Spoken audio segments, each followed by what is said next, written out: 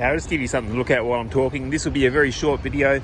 So what's happened is we had the big flood in ZhengZhou and a lot of cars were destroyed. So what they've done for that city, and maybe it will be implemented for the whole province because that wasn't the only city damaged by floods, is they've introduced that all cars that need to be scrapped that were damaged in the flood, if you want to buy an EV car, you're going to get a subsidy, and the subsidy is up to 15,000 Chinese dollars or 15,000 kwai.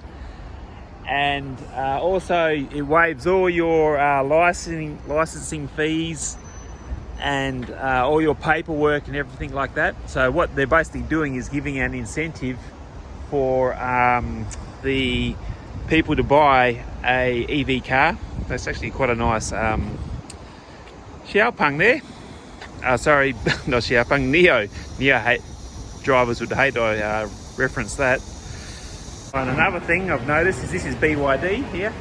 They've just introduced like this little tiny SUV Pro. So BYD, they're pumping out quite a few models because I'm just in the shopping centre here. This is not actually where all the car dealerships are. I was just getting some lunch and I noticed that they had a new model. So this is about the third or fourth new model they have promoted in this little display shop within the past 6 months. And look at this car's statistics here. So it's, of course it has auto autonomous driving, but 0 to 100 in 3.9 seconds and driving at 100 kilometers an hour, stopping distance of 32 meters for this sedan here. Okay, so I'll leave it there.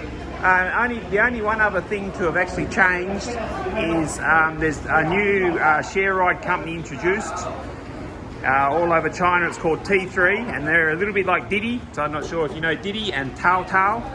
Taotao and Didi, they are share ride companies, a bit like Uber is in other countries. And they are using all electric vehicles for their fleet. Just like Taotao only uses electric vehicles. Didi, they're a little bit older, so I'm not too sure. I think they have a mixture of ICE and electric. And I've noticed there are a lot more luxury cars, EVs now.